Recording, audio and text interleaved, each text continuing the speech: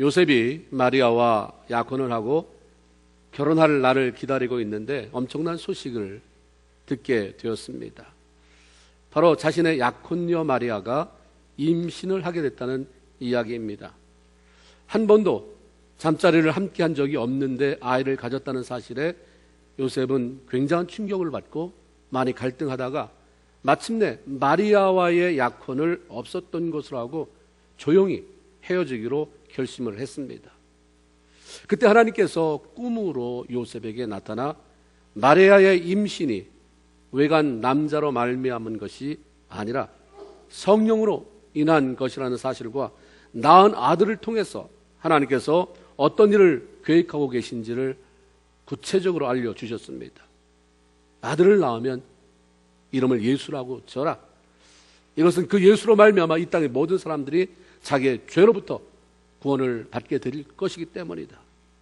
그리고 예수는 임마누엘이라고 부르게 될 것인데 그것은 하나님께서 친히 인간들과 함께 하시겠다고 하는 약속의 의미가 들어있다라고 알려주셨습니다. 오늘은 바로 이 예수 그리스도께서 이 땅에 태어나신 날을 기념하는 성탄주일 예배로 드리는 날입니다. 예수 그리스도를 믿고 구원받은 성도로 주의 탄생을 기뻐하고 감사하며 당신의 자녀들과 늘 함께 하시겠다고 하는 약속해 주신 그 하나님과 더불어서 매일매일 행복한 동행을 하며 살아가는 저와 여러분 모두가 되기를 주님의 이름으로 축원을 드립니다. 오늘 본문 마태복음 2장에는 예수 그리스도의 탄생과 관련된 세 부류의 사람이 등장합니다. 그리고 그 세 부류의 사람들은 저마다 각기 예수님의 탄생에 반응을 합니다. 이것은 바로 구원받은 성도들이 우리 주 예수 그리스도의 탄생에 대해서 어떻게 반응하며 살아갈 것인지에 대한 메시지를 주고 있는 거죠. 예수 그리스도의 탄생과 더불어 등장하는 첫 번째 인물은 헤롯 대왕입니다. 신분이 왕이에요. 그는 로마에 의해서 파송된 유대 왕으로 정치적인 야심이 강했기 때문에 자신을 유대 왕으로 세워준 로마 정부에 과잉 충성을 바쳤던 사람입니다. 로마에 과잉 충성을 하다 보니까 유대인들에게는 참 많은 원성을 받았던 사람이에요. 로마 정권 변화에 능수능란하게 대처해 가면서 자신의 통치 기반을 아주 견고하게 다져갈 정도로 국제 정세에 밝았고 처세술이 아주 뛰어난 사람이었습니다. 자신의 권력 유지를 위해서 무차별하게 수많은 사람들을 죽이기도 한 사람이었지만 한편으로는 자기가 출신이 유대인이 아니거든요. 유대인이 아닌 이방인으로 유대인의 왕이 됐는데 30년 동안에 중간에 폭동이 일어나서 물러가야 되는 상황이 벌어진 게 아니라 30년 동안 유대를 통치할 수 있을 정도로 무시할 수 없는 조직력이나 지도력을 갖춘 사람이었고 굉장히 노력하는 사람이었습니다. 그 자기의 정치적인 야망을 달성하기 위해서 자기의 입지를 세우기 위해서 무척 노력하는 사람이었어요. 그러니까 유대인들의 환심을 사기 위해서 자기와 관계도 없는데 예루살렘에 헤롯 대성전을 지어서 백성들의 환심을 사기도 했던 거죠. 그리고 동방박사들이 와서 유대인의 왕으로 나신 이가 어디 계시냐라고 물어볼 때 그는 유대 지도자들에게, 특별히 종교 지도자들에게 이렇게 물어봅니다. 그리스도가 어디서 났겠느냐.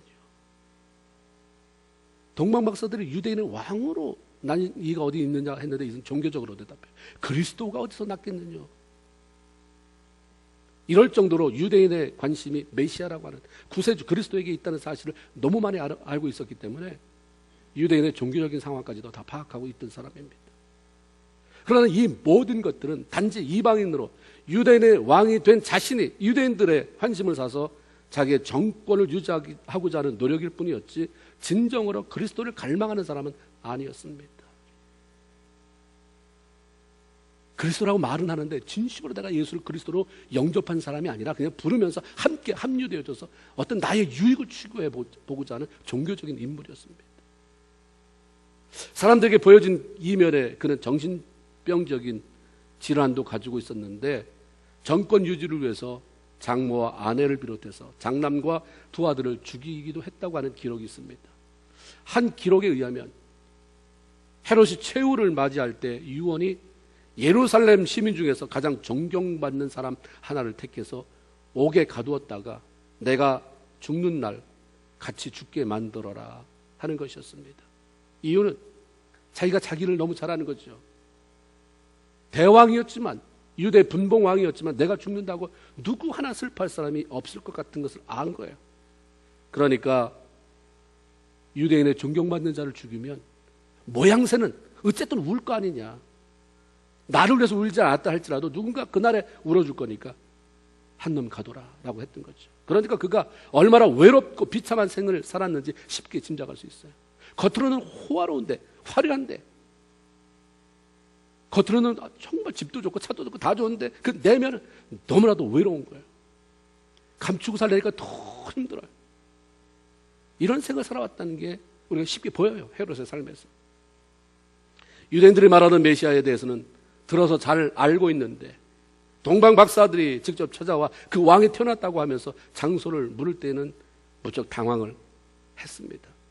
이방인의 왕이 된 나 말고, 이방인으로 왕이 된 나 말고 정말 유대인으로 왕이 태어났다고 하는 것은 그에게 치명적인 도전이었고 위기의식을 갖게 할 수밖에 없었던 것이죠. 그래서 동방박사들을 불러 아기를 찾게 되면 나에게도 그 장소를 알려주어서 나도 유대인의 왕으로 나신 이에게 경배할 수 있게 해달라고 아주 그렇게 당부를 했습니다. 정말 이 사람이 유대인의 왕으로 나신 예수께 경배하고 싶어서 그렇게 말한 것입니까? 아니죠. 화근이 될지도 모르는 그 유대인의 왕 예수라고 하는 아기를 미리 죽여 없애버려야 되겠다는 의도였던 것입니다. 그러니까 나중에 동방박사들이 자기에게 말해주지 않고 분열이 사라지고 말았을 때 분노하면서 그들에게 들었던 대로 대충 요쯤 됐겠다라고 하는 자기 계산을 가지고 기준해서 2살 아래의 사내애들을 모두 죽이는 잔인하고 어리석은 짓을 범하고 말았던 것입니다. 정말 자신의 말대로 그리스도가 나신 것을 알았다면 그렇게 아무도 믿을 수 없어서 외로워하고 정치적인 야심 속에서 불안해하며 정신적인 갈등을 겪으면서 고통스럽게 살아가고 있던 자로 바로 구원자 예수에 대한 관심을 한 번쯤은 가져볼 만도 했습니다. 그런데 그는 자기 자신에 대한 관심이 너무 커서, 그것도 자기 내면에 메말라가는 자기 내면의 사람에 대한 관심이 아니라 외형적인 것은 너무 관심이 커서 메시아로 오신 예수에 대해서는 관심이 전혀 없었어요. 예수 그리스도는요, 하나님의 아들로 천국의 화려함을 버리고 스스로 인간의 몸을 입고 마구간이라고 하는 말구유의 지극히 낮은 곳에 오신 분이기 때문에 마음이 낮아지지 않으면, 마음이 겸손해지지 않으면 결국 예수를 만날 수가 없는 것입니다. 우리가 볼 때 헤롯은 불쌍한 인간이었습니다. 스스로 볼 때에도 한심한 삶을 살아가는 존재라고 느꼈을 텐데도 왕으로서의 그 화려함, 성공에 대해서 높아진 마음을 내려놓지 못했어요. 그러니까 진정으로 자신을 구원해줄 메시아를 옆에 두고도 그 기회를 놓치고 말았을 뿐만 아니라 도리어 예수 그리스도를 공격하는 원수의 자리에 서버리고 말았던 것입니다. 마음은 하나도 그렇지 않은데 나도 가서 경배하게 하라, 이런 말을 서슴없이 나도 예배드리게 해라, 나도 뭐 좀 해보게 해라. 경배는커녕 예수를 오히려 죽이고자 혈안이 되었던 헤롯의 인생에 대해서 누가 성공자라고 말할 수 있겠습니까? 삶이 어려워질 때 예수를 만나는 사람이 많아요. 잘 나갈 때 내가 우리 집 옆집 사람이 예수 믿으라고 해서 한번 나와봤다, 이런 경우는 거의 없습니다. 어려워지니까 다 탕진하고 그때 예수 마음이 낮아지고 겸손해지니까 예수 믿는 거예요. 그리고 은혜 받으면 그때 돈 많았을 때 예수 믿어서 이렇게 좋은 일 좀 해볼 걸, 이런 말 좀 많이 들었거든요. 그래서 많이 봤어요. 어려워지지 않으면 겸손해지지 않아요. 마음이 낮아지지 않습니다. 그런데 이런 때도 허세를 부리면서 자존심을 내려놓지 못함으로 예수를 향해 손을 내밀지 못하는 그런 사람에게는 소망이 없습니다. 우리도 역시 나 자신도 주님께 경배하며 섬기며 살아야지 말은 하지만 관심은 전혀 다른데 두고 살아가는 사람은 아닌지, 세상의 어떤 욕심을 성취하느라고 주님을 외면하거나 도리어 주님을 대적하는 자리에 서서 살아가는 어리석은 신앙인은 아닌지 점검을 해봐야 할 것입니다. 그리고 삶의 방향과 초점을 바로잡고 우리의 구원자 되시는 주님을 제대로 경배하며 살아가는 정말 하나님의 마음에 기쁨을 드릴 수 있는 저와 여러분 모두가 되길 주님의 이름으로 축원을 드립니다. 예수의 탄생과 관련해서 등장하는 또 다른 인물은 바로 종교 지도자들입니다. 동방 박사들의 헤롯 왕에게 유대인의 왕으로 나신 이가 어디 계시냐라고 묻자 이 헤롯은 그것까지는 몰랐어요. 메시아 구세주가 온다는 건 알았던 것 같은데 어디에서 나는지는 모르니까 대제사장 서기관이라고 하는 종교 지도자들을 불러 모아서 그리스도가 태어나게 될 장소가 어디냐라고 묻습니다. 그때 유대 영적 지도자들은 유대 베들레헴이라고 아주 거침없이 말하면서 구약에 예언된 말씀을 보충으로 설명해 주었어요. 그 6절에 보면 또 유대 땅 베들레헴아 너는 유대 고을 중에 가장 작지 아니하도다. 내게서 한 다스리는 자가 나와서 내 백성 이스라엘의 목자가 될 것이다. 이것은 미가서 5장에 나오는 거예요. 구약성경 미가서 5장에 예수 그리스도의 탄생과 관련되어 나오는 예언입니다. 다 외우고 있어요. 알 뿐만 아니라 해박한 지식이 있어요. 대제사장들과 서기관이라고 하는 유대 영적 지도자들은 성경에 대해서 해박한 지식을 가지고 있었고 특별히 구약의 선지자들이 예언한 메시아 탄생에 관한 예언을 줄줄이 꿰고 있었습니다. 그래서 그들은 오랫동안 자신을 구원해 줄 이 메시아를 기다려왔던 것입니다. 그런데 정작 메시아가 예언된 대로 유대 땅 베들레헴에 탄생하셨는데도 불구하고 그들은 모두가 다 예수를 외면합니다. 지식은 많았지만 믿음이 없었어요.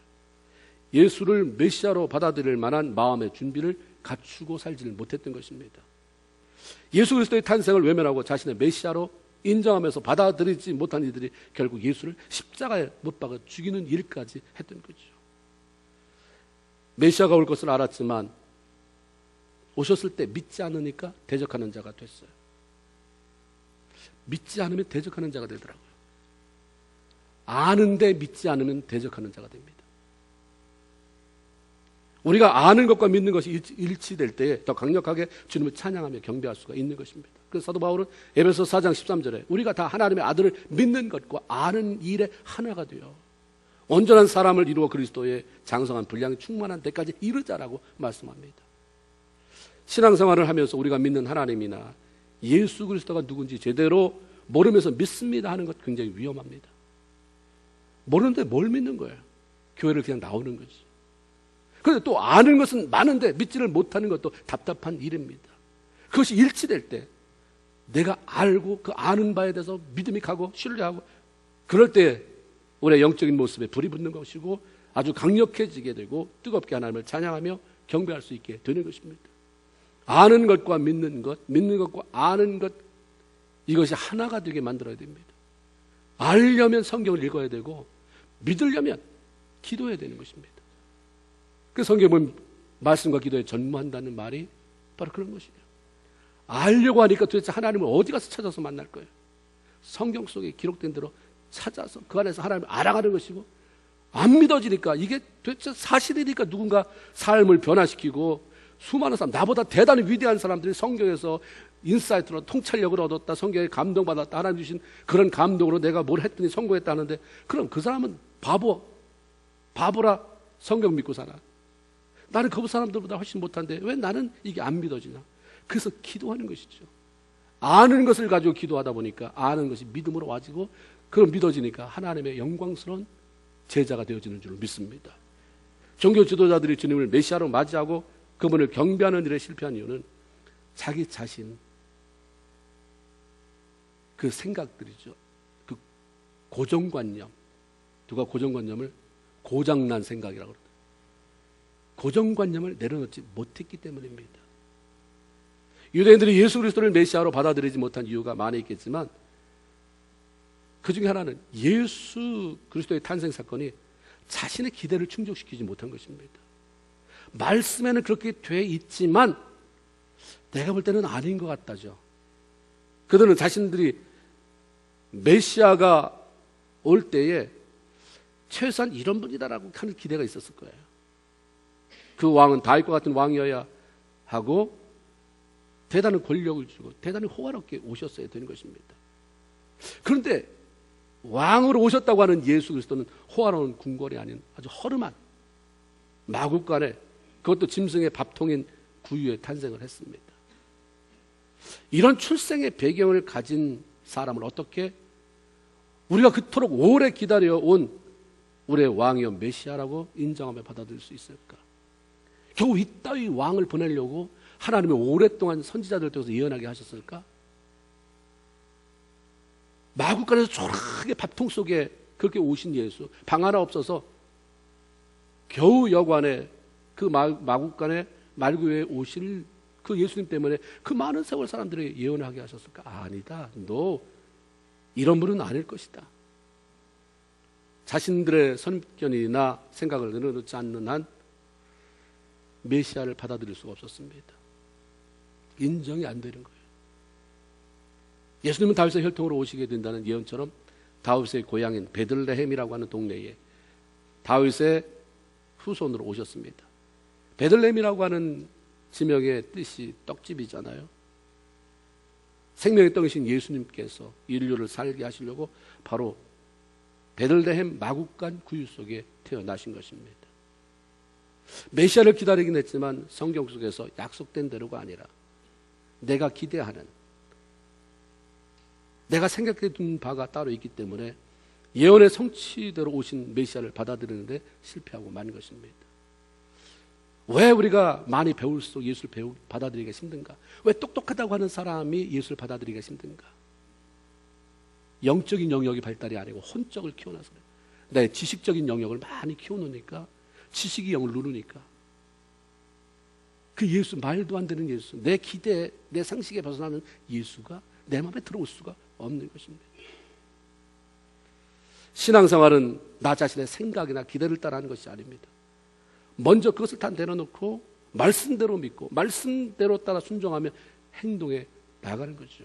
그래야 주님을 제대로 경배할 수 있고 삶의 풍성한 열매도 맺히게 되는 것입니다.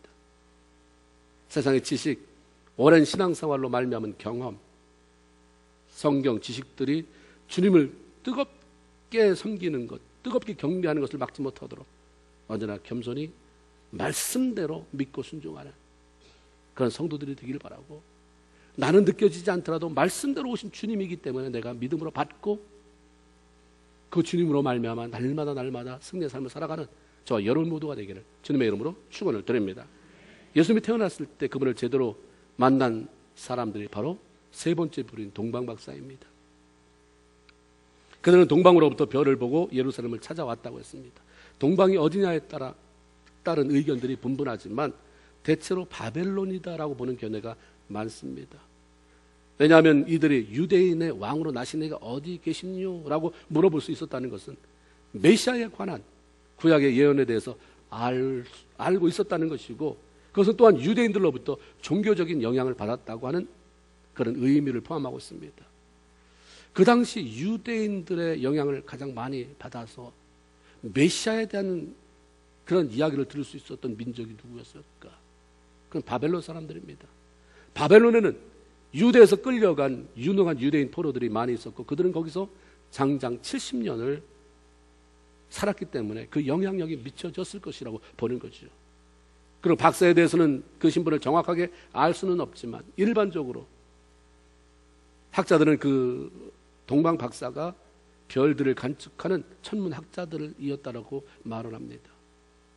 동방 박사들의 별을 보고 유대인의 왕이 태어났음을 알고 왔다고 했는데 이에 대해서 자세히 알 수는 없지만 일생 동안 별을 관측해 오던 이들, 별자리의 움직임을 보던 이들이 의심 없이 왕의 탄생으로 받아들일 수밖에 없도록 별안간에 아주 특별한 별, 처음 보는 희귀한 별이 나타났던 것이죠. 그들 마음을 움직일 만한 사건이 일어난 거예요. 그래서 그들은 별의 인도를 따라서 여행을 시작했는데 그 목적이 그에게 경배하러 왔다라고 말하는 것처럼 왕으로 오신 분을 진심으로 환영하며 높여드리기 위해서였습니다. 예수를 제대로 만난 사람이 바로 그것도 유대인도 아닌 이방인이었습니다. 그럼 주 앞에 와서 경배를 했습니다. 진정 예수를 만난 사람들, 그 안에는 경배하고자 하는 마음이 생기죠. 저분을 어떻게 내가 높일 것인가? 이 땅에 메시아로 오신 분, 나의 구원자로 오신 분, 오셔서 고맙다가 아니라 저분이 나를 위해 온 거 아니에요. 우리를 위해서 온 게 아니라 나를 위해서 오신 것이고, 그 나는 어떻게 할 것인가요? 이 땅에 메시아로 왕으로 오신 분, 그럼 나는 어떻게 맞이할 것인가? 경배해요. 이분들은 누가 가르쳐주지 않았는데도 본성적으로 그분을 가서 경배해야 된다. 찬송 하나 알고 있지 못했지만 가서 엎드려 경배하고 최상으로 그분을 높여드리는 무슨 행위를 하고 싶었던 것입니다. 그래서 거기에 따랐던 게 뭐냐면 헌신이었어요. 이들은 하나님을 믿는 사람들이 아니었지만 특별한 별의 출현을 유대인이 말하는 그 메시아가 탄생했다는 사인으로 보고 주저하지 않고 망설이지 않고 달려왔습니다. 자기 나라의 왕이 태어난 것도 아닌데 그들은 먼 길을 마다하지 않고 찾아왔어요. 길이 좋은 것도 아닙니다. 자세히 그려진 지도가 있는 것도 아니었을 것입니다. 단지 그냥 별의 인도함을 받아서 별이 멈춰버릴 거라는 생각도 안 했던 모양이에요. 그러니까 별이 가니까 따라왔습니다. 그래서 유대인의 왕으로 태어나신 그분을 경배를 했죠. 헌신이 없이는 불가능한 일입니다. 마음은 있는데 그걸 하나님 앞에 내 삶을 드리고자 하는 그 마음이 실질의 삶으로 연결되지 않기 때문에 신앙인의 삶에 재미가 없고 불이 붙지 않는, 늘 그 자리에 답보 상태거나 후퇴하는, 헌신하고 싶지 않기 때문입니다. 내 시간, 나의 어떤 뭐라도 그냥 여기서 할 수 있는 범위 내에서 조금 더 내 여유의 시간이 쓰면 취미생활 하듯이 하면 좋고 안 하면 아니지만 더 이상 내 것을 희생하고 싶지는 않은 거죠. 거기가 어디라고, 유대인의 왕이 태어났으면 태어났지 거기가 어디라고 가다 길 잃어버리면 그 먼 거리를 지금 가뜩이나 별을 관찰하기도 바쁜데가 아니라 그냥 예수 메시아가 태어났다는 거기에 그 한 가지만 가지고 다 감수했어요. 확신이 없는, 헌신이 없는 예배는 자신에게도 은혜가 되지 않을 뿐만 아니라 다른 사람에게도 감동을 주지 못하고 하나님을 기쁘시게 할 수 없습니다. 요한복음 4장 24절 보면 하나님은 영이시니 예배하는 자가 신령과 진정으로 예배할지니라 말씀합니다. 신령과 진정으로 드리는 예배가 뭡니까? 여러분 지금 신령하십니까? 진정으로 예배 드리십니까? 그런 것 같은데 뭐라고 말로 표현하기 힘들죠. 그런 것 같다는 생각만 해도 대단한 것입니다. 우리가 신령과 진정으로 드리는 예배라고 하는 것은 쉽게 말하면 최선을 다해서 드리는 예배입니다. 하나님께 집중하는 예배예요. 그런데 우리가 하나님 앞에 최선을 다하는 예배, 하나님 앞에만 집중하며 드리는 예배가 헌신이 없이 어떻게 가능하냐 이 말이에요. 우리가 신령과 진정으로 예배를 드린다 그러면 어차피 나도 못 알아듣고 그렇게 하는 사람도 없을 것 같아요. 무슨 어떤 신같이 신령해야 되니까 신령이라고 하는 말을 할 때는 그냥 신령이라고 알아요. 신령 이렇게 얘기해요. 그런 거 어차피 할 사람 없으니까 나도 못하는 게 당연하다는데 최선을 다하는 예배다. 그 예배 최선을 다해서 찬양 부르고 졸지 않고 집중하고, 그죠? 마음을 쏟아붓고 주께 포커스를 맞춘다 그러면 아 그거구나. 누구나 할 수 있는 거단 말이에요. 근데 그게 어떻게 헌신이 되지 않고 그런 예배가 가능하냐 이거죠. 동방 박사가 단순히 인정했다가 아니라 그들은 메시아가 왔다를 인정했을 뿐만 아니라 경배하기 위해서 헌신했다고 하는 거예요. 또 하나는 동방 박사들이 유대인의 왕으로 태어나신 주님을 경배하기 위해서 달려올 때 그들은 황금과 유향과 몰약이라고 하는 예물을 준비하는 것도 있지 않았습니다. 하나님을 경배하는 사람에게 있어서 꼭 있어야 할 것은 주를 사랑하는 마음으로 드리는 예물입니다. 오늘날 너무 이기적으로 변해져가는 세대 속에서 사단이 우리의 관심을 끄는 것도 많고 돈만 있으면 되는 황금 만능주의 시대에 살아갑니다. 그래서 신앙인들에게도 내가 쓰는 거는 괜찮은데 하나님 앞에 드리는 예물이라는 말을 할 때는 굉장히 민감해지게 됩니다. 그리고 어떤 물질에 대한 얘기가 나오면 금방 앞뒤를 잘라버리고 그것이 방송을 타면서 저 교회는 돈만 하는 교회다. 정말 하나님께서 필요로 하셔서 축복하시기 위한 하나의 방법으로 우리에게 허락하신 일들이 다 난도질을 당하는 것입니다. 남의 집에 방문할 때도 빈손으로 가지 않듯 하나님을 경배하며 경배하는 자의 손이 빈손이 되지 않아야 됩니다. 하나님은 그걸 원하세요. 그 내 얘기가 아니라 성경에 그렇게 기록해 놓으셨어요. 출애굽기 23장 15절에 보면 빈손으로 내게 보이지 말며, 영어 성경을 보니까 empty hand예요. 빈손, 너 나한테 올 때 빈손 보이지 말아라. 내가 너와 함께한다. 두려워하지 말아라. 복 주고 복 주고 복 준다. 이런 말은 귀에 쏙쏙쏙 들어오고 아멘인데 빈손 보이지 말아라 그러면 시험 받기 시작합니다. 시험 받으려고 이제 마음을 준비하고 있어요. 성경에 뭐라고 말하냐면 성경에 기록된 모든 말씀은 다 너의 행복을 위하여. 그렇다면 이것조차도 행복인데 왜 행복이, 이게 어떻게 행복이 되는가? 이런 말씀이 왜 나왔을까? 출애굽기 3장 21절에 보면 내가 애굽 사람으로 이 백성에게 은혜를 입히게 할지라 너희가 갈 때에 빈손으로 가지 아니하리니 하나님의 말씀이 있습니다. 빈손이 되지 않게 만드신 하나님이 내 앞에 올 때 빈손 보이지 말아라라고 말씀하죠.